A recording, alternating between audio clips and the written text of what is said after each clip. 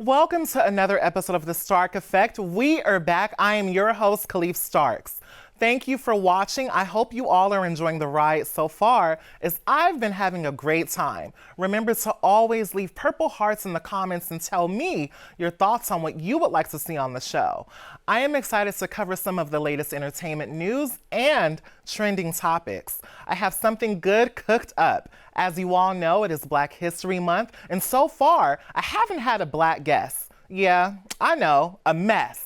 But today I'm honored to have someone who I love dearly, Black trans activist, a voice and pillar in the LGBTQ community, and a dear friend of mine, Chandi Moore. Chandi will be helping me break down some of our topics today, so let's get to it, honey.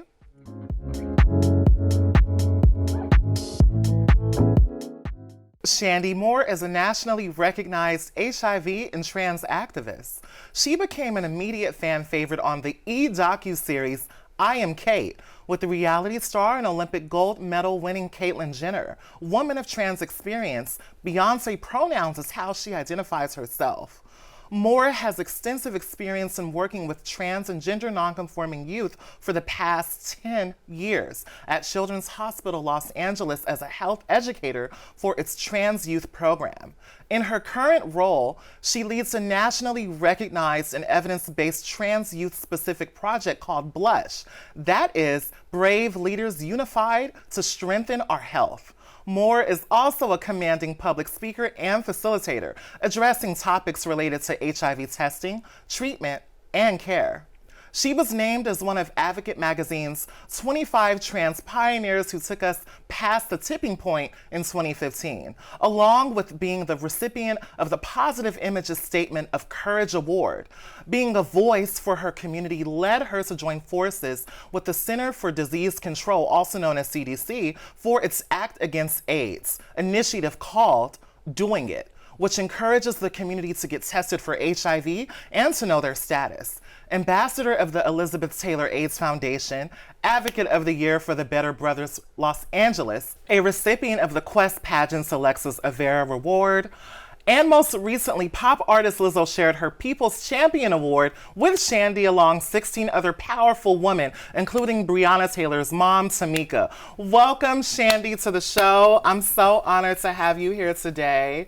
Thank you for having me. Thank you for having me. Yes, no, for me, love, it's really an honor, and it really means something to me. And before we start, I want to give you your flowers, literally, while you're here, while I'm here with you, because you're doing me a solid. And, you know, it's just been such a pleasure to have our friendship with you and for you to be a bigger sister and a mentor to me all these years. So I want to give her her flowers in real time. Thank you so much. I always feel that love from you. I do. So, and who would have thought? So I always think of it as that too. You know, I feel like we've developed a friendship that is solid, and you know, that's what we need in our area. Definitely. Yes, we need that. And I've known you since 2015. I was like 22 at the time, and I was literally a homeless youth out in the streets, you know what I mean? So it's just such an honor, and I really want to do this for you because it's important for us girls to really, you know, show each other love. So I want to give you your flowers in real time. And this is just a token of appreciation for my love for Miss Chandi. So there you go. Yes. I want to get out my seat and hug you. Oh, thank you so much. Here, let me start. We're gonna lose our angle. All right, we're gonna lose the angle. I hope I got this back right. Yes, is she good? Thank you. But I appreciate this so much. It just, you know, doing this work, we can't really, or not that we can't, I don't look for the accolades. I don't. I'm doing what I do from my heart, and the young people, they touch me, and that's what helps keep me motivated to continue to do this work. And so I appreciate this so much. You don't even know. Well, thank you. No, you're welcome, because, you know, I am one of your youth, you know. If you're one Yes, you're one of the women who really inspired me back in the day with the Blush Group and just creating that space. And, you know, we've grown together. You know, Yes, we've we had our have. times where we kind of, you know, stepped on each other's toes unintentionally. Unintentionally. But it's beautiful. It's so beautiful where we are and how we've Now. grown. And, you know, I really love you and respect you highly. Ditto. And I think you're someone who doesn't get the flowers and the respect that you deserve. Thank you for Genuinely from that. the bottom of my heart. Thank you so much. It's always a pleasure to be with you. I love it. Yes, ma'am. So we're going to kick this show off with me just getting to know you a little bit, right? Okay. I want I already know you, you know, Right. we know each other off record. But, you know, I really want, you know, the viewers to really get a more intimate, you know, look into Chandi. So how would you describe your journey to become the person you are today in 3 words? Oh, that would be good. I would say dedicated. I would say emotional. And the last one would be striver, if that's even a word, striver, because I'm going to strive to get to every spot that I'm at, and things have not always been easy. So, you know, that's what I'll say, striving. That is beautiful. So dedicated, emotional, and striving. So you're someone who just keeps sticking to it. Gotta keep going. You gotta hang in there. Gotta keep going, especially when people don't feel like you should be where you are, you know, and you have to encourage yourself. That's what I will say. You have to encourage yourself sometimes, because that's gonna get you through. Because you definitely can't look for those type of things from other people, unfortunately.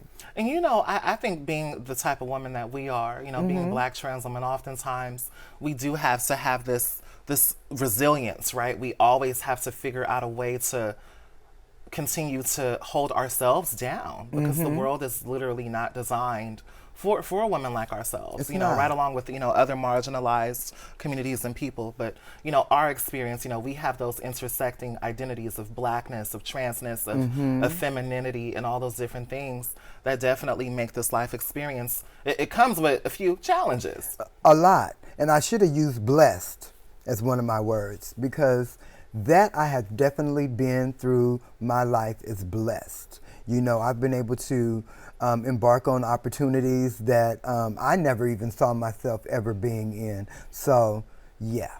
Well, with that being said, speaking of, you know, embarking on opportunities that you never even saw yourself in, how did you get your start in trans and HIV activism? You know what? I was doing makeup in the Beverly Center, and my counter closed, and I was looking for work. And my mentor, Valerie Spencer, told me that I should go down to this place called Minority AIDS Project and apply for the job there. And I was like, well, I don't know anything about that kind of stuff. And so anyway, I went down there and I told them that I had no experience in this area. I don't know anything. But if they were willing to invest the training in me, that I could show them what I could do.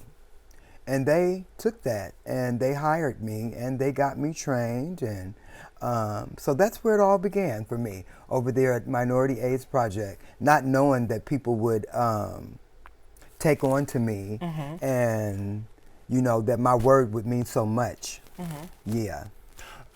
So with the HIV activism, that's where the Minority AIDS Project, you know, came into the forefront in your life. What about specifically trans activism?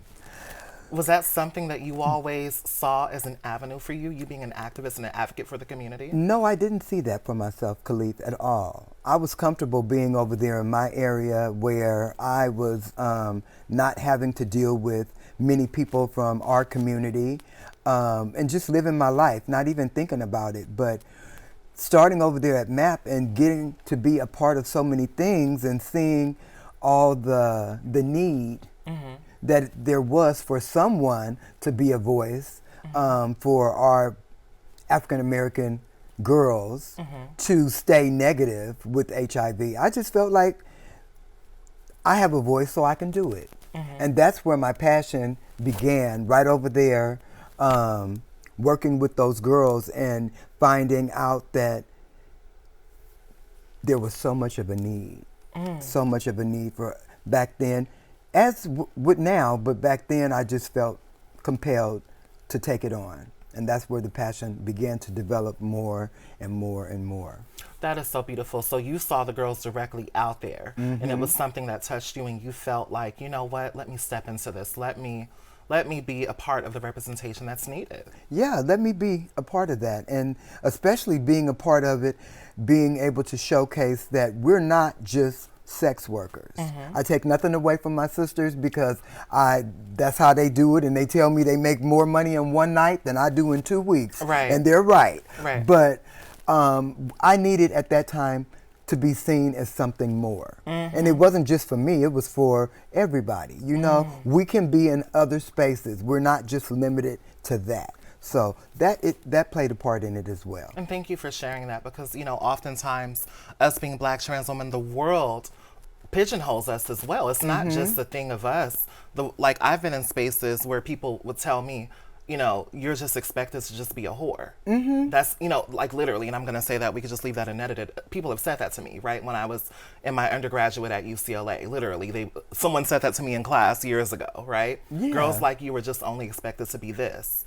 And it was crazy because I'm like, don't you see me here trying to do something, right? Right. And by the way, as I say that, I'm not shading the girls who get their coins. You know, sex work is for survival for some, and for some it's a choice, right? But that's not the avenue that I wanted for my life. Exactly. So, you know, so thank you for saying that. Definitely, For sure. because we need them to know that their work is valid too. Their work is very valid, and they deserve health care. They deserve and all safety. those things. I just want to be seen as something more. That's all. That's all it was. Well, with that being said, you know, you recently filmed a movie. You were on set with Alexandra Gray for a Yes. film that's called Regarding Veronica. Can you tell us a little bit about how was it on set, and also tell us about your character? It was so much fun working with Alexandra. It's crazy. I just talked to her yesterday. It was amazing to be on set with someone who is established as an actress, and me being someone who was a novice, basically. And she's a Black trans actress. You all, sorry to interrupt you. Yeah. Sorry. No problem. And so she was amazing. And my character was like a friend to her who she was very close to at one time. And when she got an opportunity, she left. And so when she came back, she was kind of broken.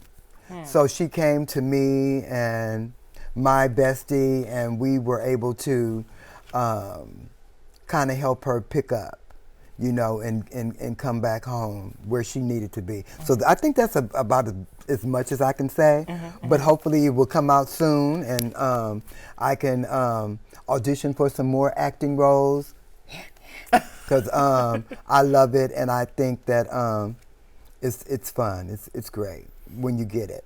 That is so beautiful. You know, and I think it's a joy to see more trans stories, you know, in cinema and in film and television.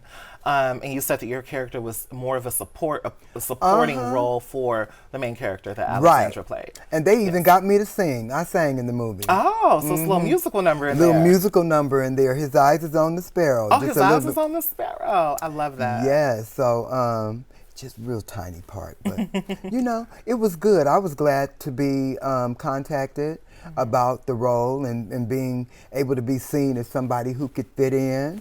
And so, yeah, it's good that social media is around and other people can see the things that you're doing and be able to knock on your door and say, are you available? Speaking of knocking on your door and seeing if you're available, Lizzo brought you and 16 other women on stage for the People Champion Award at the People's Choice Awards back in 2022. Yes. How did it feel to be amongst those other 16 women? How did that feel You know for you? what, Kaleef? It almost brings a tear to my eyes right now, because I had never been in a space where I felt like I didn't have to identify as being trans. I was just a woman that day. Just a woman amongst other women who are doing things in their own various communities to showcase, the love that they have. Lizzo made us feel so special and so honored to be a part of it. I say thank you to her on many levels because it was her who wanted to bring on the champions. She wanted to not just accept the award for the work that she's doing, because again, we never want these accolades or to be made to feel like we're special, even though we are. It just makes things a lot. I don't know how to say it. Like, it just makes the heart melt when your peers acknowledge you for what you're doing unselfishly. I think that's what really gets to me and makes me feel so empowered by moments like that. But it was great being with the ladies. We were there for 2 days, and a lot goes into the production of all those things and the hours that you're just sitting around. How did you feel when you got the call? When they were like, Lizzo? Well, actually, they invited me to the awards initially. Then they contacted me a few days later and said that they were doing that segment. So I don't know if Lizzo had just came up with it, or something, because she handpicked you all. Yes. Jayla Rose was someone who was one of her dancers, who's also a trans woman, was also a part of that number. So I was just honored. I was just honored because out of all the girls they could have selected from that pool, they chose me. And it's always a big, deal. I love for my mother to see stuff like that, so that way she knows I'm not just out here running around being who I am, that I'm actually doing something constructive with my life, and that there is a direction, and that those things she taught me as I was growing up are still here. Well, I think it's beautiful, especially for the fact that, Breonna Taylor's mom, you shared the stage with, Breonna Taylor's mother and other notable women of different racial backgrounds. And they all did various types of community organizing and community work. So to see you on that stage, for me, watching you and the trajectory of where you come from, it was just beautiful. I remember when I saw it, I literally was on the gram. I was on Instagram and I was scrolling and I was like, she didn't even tell me. No. But it was a good surprise. No, it was a great surprise. And I called you right after. I called you right after I saw it. It was like 12:30 in the afternoon. I called her and I said, that's how you get them. Right. I was like, that's how you get them. I was like, that's how you get them, It's so unfortunate. Because you and I, we've had side conversations about the haters out here in these streets. It's so unfortunate that people just can't be happy that you have received an opportunity. It seems to be a reason for them to dig in and try to drag you down and take you through it when they should be happy. They should be happy in the same way that I'm happy that, that was a blessing for me that fell out of the sky. And so it's so unfortunate that I can't, always talk about these things and let people know, because unfortunately that's when the backlash comes. Well, as you know, it is Black History Month. We're going to go ahead and change the vibe here a little bit, because you are a Black trans woman, and for you to be on that stage, and we're going to talk about, bring that into this next part of our conversation. What are some prominent figures that who are LGBTQ that you could probably note off the top of your head for Black History Month? Black LGBTQ. I love me some Laverne Cox. I love me some Laith Ashley. I love Miss Valerie Spencer. I love Miss Majors. Those. Marsha P. I never met Marsha P., but I think that Marsha P. is like the most awesome person on the planet that I've never met. So those are just a few that I can think of off the top of my head. Are there any that are not spoken of enough? I think all of those ones that I named aren't spoken of enough. I think that they're all doing things in their various areas that, they could shed, more light could be shed on. But Miss Valerie Spencer, I just love her to death. She's always been there in my corner. She's gotten her degree. Her mother just passed, so she's dealing with that. And so we need to give her some extra space and love at this moment. But she's one who I feel like never gets the light that is needed. Thank you. No, thank you for sharing. And Valerie, we send you warm hugs and love and support during this time. Thank you for letting me know, because I also lost my father recently as well. So we send that same love to you. If you happen to watch this, sister, and she's amazing. I actually met Valerie last year for the first time in person. I've heard of her for years, but I met her last year on a panel. It was called the Trans Pride Town Hall at the LA LGBT Center.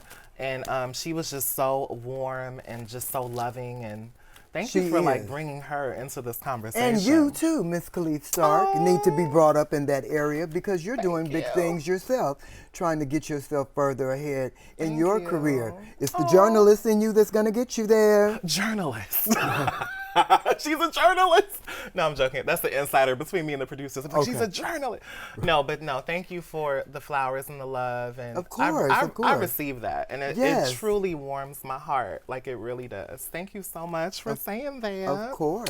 Do you feel that Black people of the LGBTQ community are rightfully recognized during this month of Black History Month? I don't feel like they're recognized the way they should be, but we're still working to get our African American community to embrace us in the way that we need them to. There's been a lot of changes, and they've been some good changes, and I feel like one day we're going to be there. So hopefully in time, we will be able to receive the accolades that they give to the greats, our Martin Luther Kings, our Malcolm X's, and our Shirley Chisholms and our Harriet Tubmans, you know, because we have done things and we have made strides in America to get them to be that way. So, yeah. Beautiful, beautifully said. That segue into our game here. So it's ready. like a speed game. It's super, super fast. Okay. It's called I Want to See the Receipts. No way. No way. I want to see the receipts. And ode to our good sis, Whitney Houston. Okay. Black History LGBTQ edition. Okay. So, this game, I Want to See the Receipts, is basically a speed round. And I want to see if you know the facts, you know, because we're about the facts here. You'll have 10 seconds to guess which person out of the three that are presented to you. Okay. You have 10 seconds to guess, you know, who this person is based off of what I say and what they did. Okay. Okay. So let's get to the facts. Let's get started. Let's get to the facts. The first one is which Black trans woman won an Emmy Award? The first would be Laverne Cox. Her. Wait, I gotta read through all the three. Okay. Okay. You want me to read all? Okay, I'm gonna read through all the three. She said her. Okay. Laverne Cox, MJ Rodriguez, or India Moore. Okay. I'm still gonna go with Laverne Cox. She was actually the first to be nominated for an Emmy, but the first to win was actually MJ Rodriguez. Really? Okay. Congratulations, MJ. I loved you on Pose, so I don't know how I missed that, but okay. We love MJ and we love Laverne. Yes. Okay. So the next one. Which Black trans woman is first to win an NCAA title? And we have 10 seconds to answer after I finish listing all three. Okay. Leah Thomas, Andrea Yearwood, or CeCe Telfer? 10 seconds. 9. I don't even know. I'm going to say that I don't know. You don't want to try? The second name that you said. Andrea Yearwood? Close. It's actually CeCe Telfer. Okay. Our good sis. Look at me, not even knowing the accomplishments of my fellow sisters. No, it's okay. It's educational. It's, you know, we're learning. It's all good. I'm trying to think of her face, CeCe Telfer, but okay. Which Black trans woman started off as a model and played Marcy on When They See Us on Netflix? I'm going to list all three. Number 1 would be Isis King. Number 2, Dominique Jackson. Number 3, Janelle Monáe. We have 10 seconds. Isis King.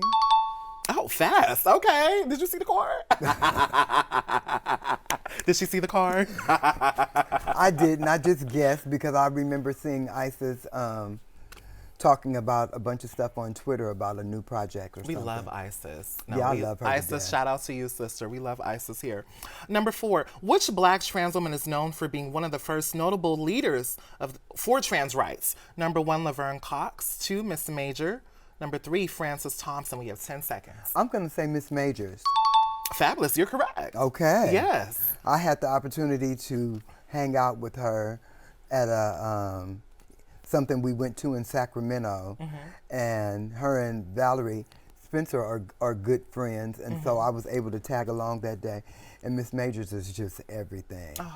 She is just everything. Anybody who has the opportunity to get to hear the history that she shares, it's nothing like it. That really gave me a big jump start for really wanting to figure out what I could do more in our community. I love that. I met her back in 2014. I believe it was 2013, 2014, on the Janet Mock book tour for Janet Mock's first book. I met Miss Major at an event, a book signing, and she gave me a hug. And she told me that I was so beautiful. And it just meant the world to me, because I was like I was a baby in the game. She was just starting out, so it was so loving. All right, so our next would be, which black trans woman worked alongside Sylvia Rivera, a prominent Latina trans activist? Number 1 will be Marsha P. Johnson. 2, Iyanla Dior. Number 3, Peppermint. We have 10 seconds. Marsha P. for sure. Oh. No ifs, ands, or buts. No ifs, ands, or buts about that, because I remember when I first stumbled up, this was like maybe 4 or 5 years ago that I kind of stumbled upon Marsha P. I knew nothing about her before that time, and their stories are like, they were like yin and yang, apparently. So that's how I found out about that kind of stuff. So yeah. Fabulous. Wonderful. Next would be, which black trans woman won a Tony Award? Dua Saleh, Shea Diamond, or Alex Newell? And this was last year they won their Tony Award. Alex Newell? Yes. Okay. Alex Newell. Because she was on Glee, and I went for the trans, when they had the trans chorus behind her on Glee for that segment. Oh, fabulous. I went, and she was amazing. So it's good that she's figuring out who she is. I've seen her on RuPaul's Celebrity too. So I'm not sure how she's identifying, but I think that it's amazing however she chooses to. Fabulous. Which black trans woman is the first African-American transgender woman model to appear on a box of Clairol? Number 1 would be Inez Rau. Number 2, Tracy Africa Norman. Number 3, Iris Wanzer. And I hope I said Inez's last name correctly. The first one. Inez Rau? Actually, it is Tracy Africa Norman. It's Tracy Africa. Okay. I've seen her too. Okay. The next one will be, which black trans woman is an award-winning journalist and has hit the 1 million listener mark or milestone for her podcast, Marsha's Plate? Okay. Number 1 will be Amara Jones. Number 2, Monette Exchange. And number 3, Diamond Styles. Let me see. I'm going to go with the first one. Amara Jones is actually Diamond Styles. Oh, see. Marsha's Plate. Well, congratulations, An amazing Diamond. podcast. Y'all go check it out. Number 9 here, this is our second to last. Okay. Which black trans woman is the first trans woman of color to have a leading role on a mainstream scripted television series? Laverne Cox, Yasmin Finney, or Dominique Jackson? And we have 10 seconds. Laverne Cox. Oh, fabulous. Correct. And last question. Which black trans woman is the first trans woman to be cast on she was the first trans woman to be cast on the Real Housewives of Atlanta. So to be Andrea Jenkins, Amaya Scott, or Mary Jones? Amaya Scott. Fabulous. Good job. Right. Yeah, she got it in the bag. Right. She knew some. I love Amaya Scott. I think she is so amazing. I always hate that they took Star off, because I just felt like that show was going someplace, and the diversity that it was showcasing. Lee Daniels, I'm still waiting on my ending. For Star? Yes. For Star. Yeah, I hope they bring that show back. That was such a good show. Such a good show. And I just felt like Amaya Scott, her run was kind of stunted a little bit because she's always been fabulous. She's always she's always been that fabulous. girl, right? But I'm saying I felt like that abrupt ending really, really kind of just, I really wish It put she a could bad have got. taste in my mouth, but he said that he was going to give us a movie or something so that we could have Can get that ending because it was a fan favorite. Yeah. Well, thank you for doing this game. The purpose of this game was to highlight, prominent Black trans women because historically, even the producers and I noticed this, gathering the facts was a bit challenging, even going further back, past Marsha P. Johnson and so forth. It was a bit challenging and, I just really wanted to highlight, these particular set of women. And so I always look at it as I hate that there has to be a first. With a lot of these things. These things should already be going on. We shouldn't have to be here in 2024 saying the first, you know? But it is what it is. Well, we're still here and we're still kicking. And, Yes, we are. there are just so many of us who are breaking down these barriers and breaking down these doors. And right now we're seeing a trans renaissance, despite all of the happenings in the world, despite the multiple, attacks upon the community. And that brings us to our next section here.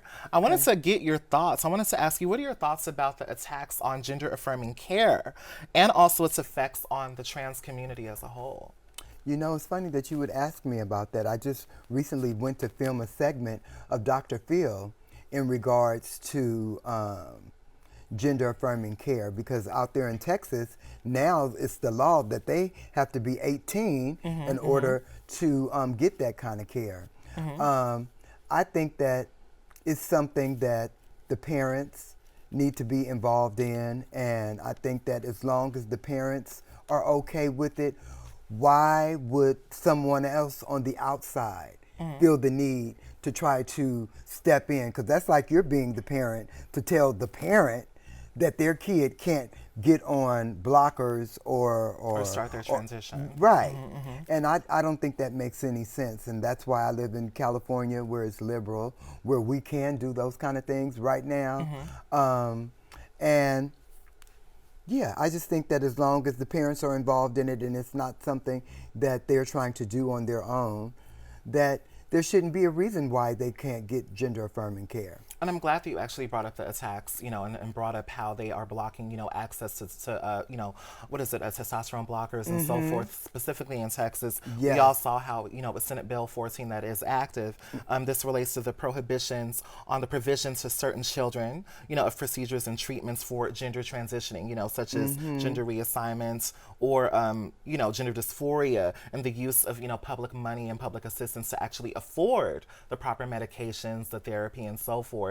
That gives, the youth the ability to decide to transition, These things. with the aid of their parents. But the whistleblowers are the ones who are so gung-ho on trying to make it seem as that trans people decide to transition and then later they decide to detransition. And a lot of times the reasons why they detransition is because they're tired of really dealing with the pressure of being trans. And it's not meant for everyone. Everyone can't do it. Although many want to, everyone can't do it because it takes a lot of you have to really know this is who you want to be, because there's a lot of punches that are going to come your way, in your beginning. I always say you don't turn into Beyonce overnight, but it happens. Oh, I love that. Okay. Yes. You can put the work in and make it happen, but during that little rough period, you got to deal with some stuff,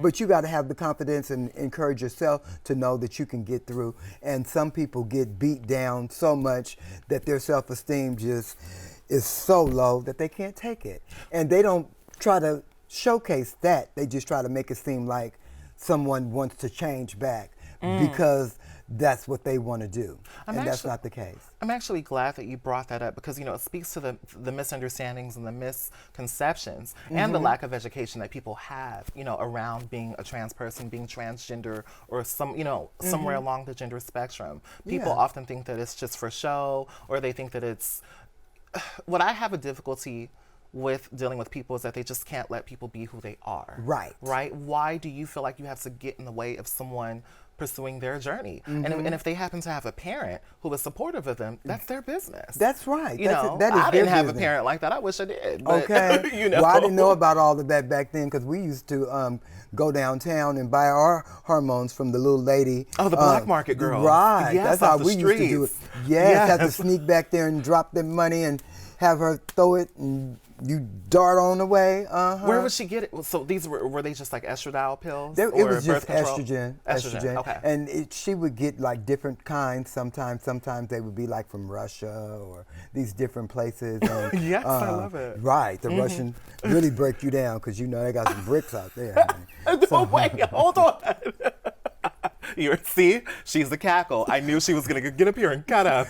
She said those ones really break you down. Right. You're out of line. They break you down. But those moans really get that. They get up under that. there in They those get bones, that. honey. And I think that people just need to, I couldn't agree with you more, especially when you have parents who are on board for their child being trans these days. That's a hard thing to find. That is a very hard thing to find. Very hard thing to find. Not too long ago, I saw a dad bring his trans child, a black dad. Oh, I love brought that. his trans child to the doctor, and I thought that was like one of the most amazing things to see. That is so beautiful. And you know, today we have Dwayne Wade and Gabrielle Union who Right. are supporting Zaya. I actually met them last year. They were wonderful. Did they were you? so sweet. I met Dwayne and messaged Zaya. them on Instagram to let them know that I thought that they were simply amazing because somebody who I'm not going to give any airtime, who is a rapper, who is very ignorant, who Lil said, Boosie?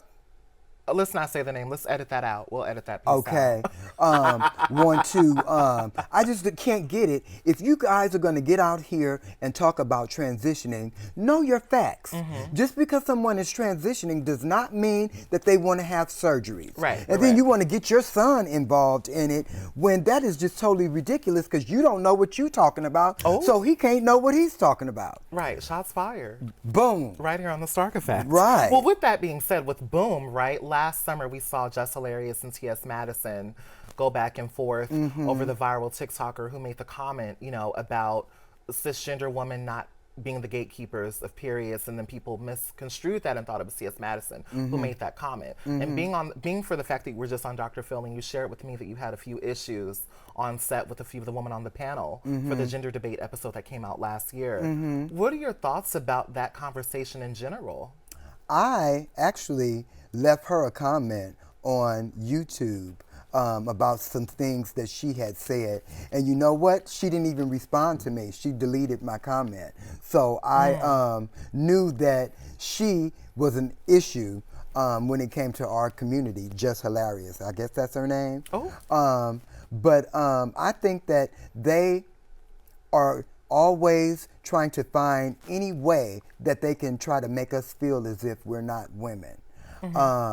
And I think that is totally ridiculous when it comes to these feminists and these women who could use our help in their quest for their fight, and they'd rather tell us, well, just because we weren't biologically born women, that we can't be a part of their fight. I think they're ridiculous, and I think they sound so stupid every time I hear them open up their mouths to tell us what kind of women we are. Right. When you tell me I'm not a woman because I can't have a baby, and then you tell me that you can't have one either, that doesn't make you any less of a woman.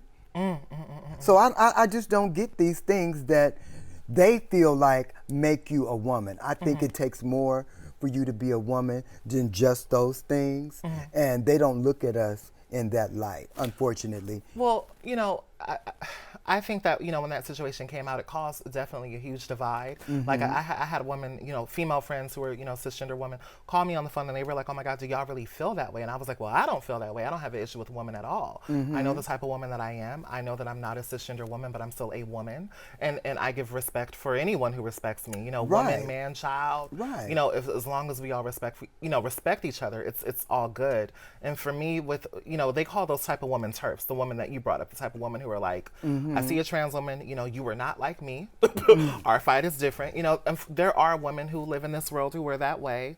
And she was totally that way with me on that episode, and so and that's just why. Disrespectful. Well, she tried to be, but I got her together because she I got her right on together because don't come here and ask Dr. Phil or thank him for opening the door to this conversation, attack you. and then you're not actually being present for it.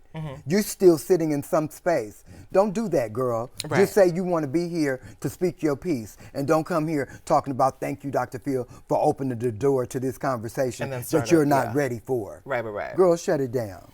Girl, shut it. Okay, well, speaking of shutting it down, we're going to move on to the next topic here. You are a lover of our good sis, Beyonce. Oh, you know that's my girl. And last year, you went to the Renaissance tour. Could you briefly tell us how it was? Because I had a ball, I wore my silver, and I was up there with these cowboy boots on, and I was up there getting my best. So how was that for you? Every time I see Beyonce, I've only missed one tour. That was the Mrs. Carter tour. I didn't go to that one because I had watched it on YouTube. But I've been to every other tour, and I go no matter how much the ticket is because Mama gives me a show. She puts on a good show for me every time, and I get my life. And I can just live. It's just something about when they say her name and I know that she's behind that curtain somewhere and she's about to come out there, that just moves my spirit. How do you feel about her new, the Super Bowl, she announced that her new album is coming out, the Texas Hold'em, and she dropped 2 songs, 16 Carriages and Texas Hold'em. What do you think about this country lane that Beyonce is in? Because she is going through some challenges right now. There's a radio station in Oklahoma that, word on the street is that they attempted to ban, not play her songs, and then the Beehive went at them, went crazy. So what are your thoughts about this overall situation? Her starting off in this new lane, this new genre, and dealing with some difficulties. Mama B, Queen B, is talented, and they can't take anything away from her. She's an entertainer, she's a vocalist, she's everything. And that's just another check off her bucket list. It's doing a country album. I've heard the songs. The songs are very good. But I know there's going to be some struggle for her because when she went and sang at the Country Awards and did a fabulous job a few years back, I think she did something for the Dixie Chicks or something. There was some static at that time about her performance. So I know, even with Lil Nas X, what he received behind his song being country, that she's gonna have to battle something because she's black. She's black, and the country, out of all the musical charts, the country music people have more of a tight whip on what gets on their charts, other than all the other charts. So Mama gonna have to deal with that, but she's ready to battle. She's ready. Just like we are. She's always ready to battle. With her beehive or without her beehive, she's going to get the job done. And her talent speaks for itself. How many people can go out there and do that like that? So that's it. I think I heard the 2 songs. I'm a fan of them. I love 16 Carriages. I love that record. It's so beautiful. Speaking of challenges, Azealia Banks had a lot to say about Beyonce. She made a few, disparaging comments. She did. How did you react to Azealia Banks' comments, and what are your thoughts? I slayed Miss Azealia Banks for the filth because I needed to know. You talking about her music and her wigs and her this and her that. Well, where's your album? Where's your chart-topping hit? Do you have a new album currently, Azealia Banks? A single? You can look right here. Do you? I haven't seen a thing, and I made sure I checked before I said it. So you don't have anything out currently. I do like some of your music, but we can't enjoy your music because you're always bumping your gums about something that isn't your business. Get it together, girl. That's another one. Well, we have it here on the Stark Effect. I love Azealia Banks. All jokes aside, I really do like her. But she had a lot to say. She had a lot to say. Saying how Beyonce's just going to embarrass herself again. And she's just hating. I also wanted to know where her Grammys were. Right, crickets. That's what I heard when I looked. So yes. Azalea, take several seats, girl. Well, there are other notable women in country as well, that have done country. And, I shout out Kay Michelle and the other black women who Yes, are already I love Kay putting Michelle. out She music. got a new album too. That's coming out. Yeah, and she released her recent album. And I love her. So thank you for sharing your thoughts Yes. about that. I think Kay Michelle is awesome. She's such a beautiful person, and I'm so glad that I was able to watch her show because I remember back in the day, her and Sydney Starr were going at it about They were something. going at it about the Soulja Boy situation in Atlanta or something like that. Yeah. And I remember Kay Michelle saying some hateful things Towards the girls. Yeah. Yeah. But then after I kind of read about it, then I was like, okay, well, she was only defending herself against her. Well, both women shouldn't be, saying things like that. We Hateful we stuff. shouldn't be saying things like that. But moving on to our other celebrity topics as we're wrapping Sure. up here. Did you get a chance to watch the new Drake video with Sexy Red and SZA, Rich Baby I Daddy? did. What were your thoughts about the video? Because I saw it and it was a plum full, and it's trending everywhere. But Okay. they had the whole staged, water break situation and everything like that. What were your thoughts? Mama said if you don't have anything nice to say, that you shouldn't say anything at all. And I just could not believe what I was watching. And even the pregnant twerking and all that, I was just like, it's just some things I just feel like as black people, we just shouldn't do. We just shouldn't do. I think that that's a very private moment, delivering your baby and going through those motions. I think that's for you and your partner, not for you, your partner, the rest of the world, and Drake and SZA. And so, yeah, so no, I'm not a... Do you think it was staged or was it for promo? The whole baby It was for situation? promo, Yeah, for definitely something, was for promo. definitely. Red, I remember watching her on the hip hop show, and she, I just would think that she would, the kind of girl that she pulls herself off to be, I wouldn't even see her being a part of that. So, well, that was just me on the outside looking in, and I wouldn't see it, but I did see it, so I guess she's not that kind of girl. Did you catch all the backlash that Alicia Keys got, when both of them were on stage dancing with each other? And Alicia Keys got a lot of backlash. People were saying that, she's a married woman and all these things. You know what? Talking crazy. I love Alicia. What y'all not gonna do is come at my Aquarian sister. I was here for Alicia because Alicia was dusted for the gods. She looked good. She had on a bodysuit that her body was showcasing. And I was here for it because she's been on that wash face, no base for so long that I Wash face, no base. had, I was, had her back there, but she Tell the brought it viewers to me. what wash face, no base means. Oh, that means that she's going very natural and no makeup and, that kind of vibe. Not beat. Right. So I enjoyed her to the fullest. I don't know why they was hating on her. That's entertainment. Both Usher, who got married, that we didn't know, and Swiss knows that entertainment is entertainment. You got to do what you got to do on stage. It doesn't take anything away from your marriage or your commitment. People, see, that's one of those things that people invest energy in, that they could use that energy on something else. Right, right. Out of all of the Super Bowl halftime shows, what was your favorite? Give me like one or two. Of course, Beyonce. Yes. And I also liked Lady Gaga's. Gaga ate. Yeah, Gaga did a great job. Yep. Yeah. I loved Beyonce's too. I think Beyonce was phenomenal. She put who on a else show. ate? I honestly loved Shakira and Jennifer Lopez. I did as well. too. I thought Since they did you a only great gave job. me two, I named those two. But if I had three, I would have used Jennifer Lopez and Shakira because they brought the heat. They brought the did. heat. And the way J-Lo, she was upside down and she put out her arms, she was like, ah. Like the way she did it, it was just like this, it was so strong. And I was like, Jennifer Lopez. I was like, girl. Yes, yes. It was just so much power in that performance. It was very much power. Take you back to Michael Jackson. Right.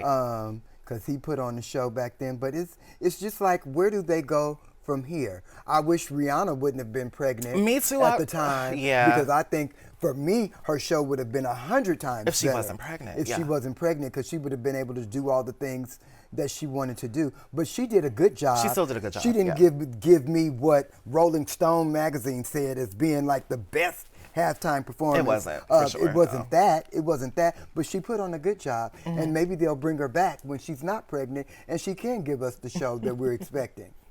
Speaking of giving us the show that we're expecting, how did you feel about seeing Monique on Club Shay Shay this week?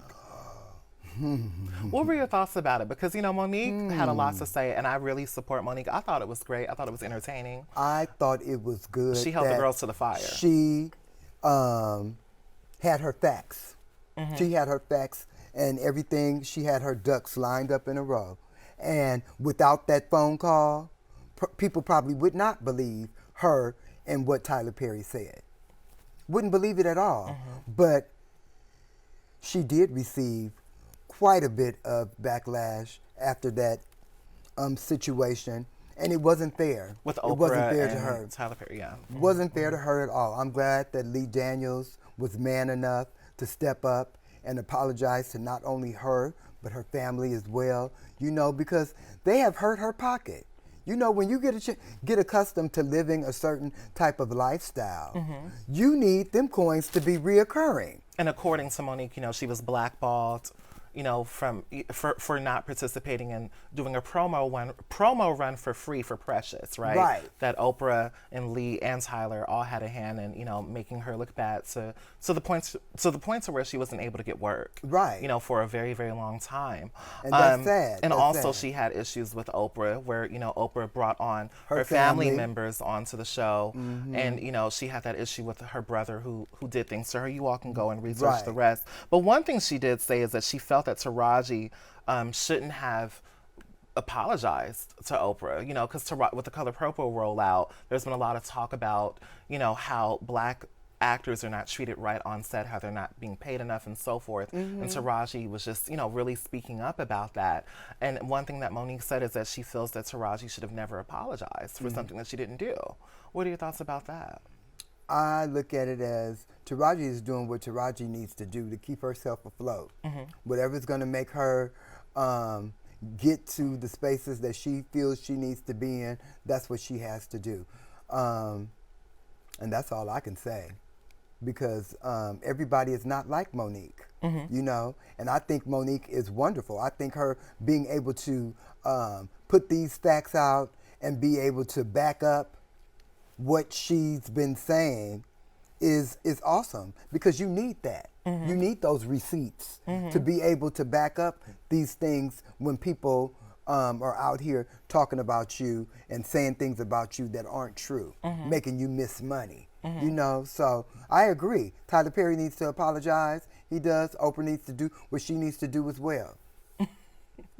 Well, our last topic that was a hot topic this past week, Sean Evans, he is one of the hosts and journalists on Hot Ones. That's the show where they eat the hot wings. He interviews all these great celebrities and asks amazing questions. Like I loved Doja Cat and Queen Latifah's episode and Cardi B's. He does really, really great interviews. But it came out a few days ago that he is now dating Melissa Stratton, who is a porn star. What are your thoughts about both of them being together and, in conjunction with, let's talk about sex workers, right? People often shame people who date sex workers. That falls for all sex workers, especially trans women. What are your thoughts about that? I think that if he has connected with her in a way for them to embark on a relationship, bravo. Bravo. I think it's... and she's a cis woman, by the way, you guys. I'm not sure if it's something that I would necessarily be able to do, but I think communication is so important that as long as they communicate, that it'll be, they should be okay. I just don't know what I would think about my girlfriend is out here on the set with these fine hunks with all these things, and so where does that leave us in the bedroom? When she's able to go out there and get paid to do and feel the way she needs to feel, right. Where does that leave us? So, long as they keep that together, I think they'll be okay. What do you think? Oh, what do I think? Yeah. Am I on the hot seat? Well, people communicate, and I think that, sex work is work, right? And there are people who do sex work and they do have love lives. They do have full lives, right? So, I don't think it's a bad thing that they're dating. I could definitely see why people are shocked because of Sean Evans, right? It's like, But they should be shocked with anybody. They should be shocked with anyone. Right. Right. Why put it on him that? And for me, it kind of reminds me of how a lot of these celebrities, and she is a cis woman, by the way, but how a lot of these celebrities, they won't openly date, trans women. You get me? They'll pay the girls a lot of money and, do a lot of things under the table and but they don't want to, be public or anything like that. So that's kind of what I think about with this situation. What are your thoughts about that? I think that I've always felt that was sad, that it makes it so hard for us to be able to have these kind of relationships and be seen as who we are. But I always say just continue to wait and be patient, and the right one will come along. And, it happens. It doesn't happen overnight, but it happens. Well, wonderful. Thank you so much for being here on The Stark Effect. Where can the people find you? And also, are there any upcoming projects that you're working on? So give us your socials, and then do you have anything coming up? You can find me on all my social platforms at Trans Diva Chandi, TransDivaChandi, Trans Diva Chandi, and that's on Facebook, Twitter, Instagram, Tumblr. You can find me there. And currently, I don't really have any new projects coming up. I'm waiting for the Regarding Veronica to come. And I also celebrated 10 years of working at Children's Hospital at our anniversary gala this past weekend. So that's what I'm doing, and I'm just continuing to fight the good fight for my people. Thank you so much, Chandi, for coming by. And thank you all for watching and tuning in for another episode of The Stark Effect. You can find me at Kaleef Now on the socials. That's KaleefNow. Thank you for watching, and you will see me next time. I'll call you later, girl. Bye.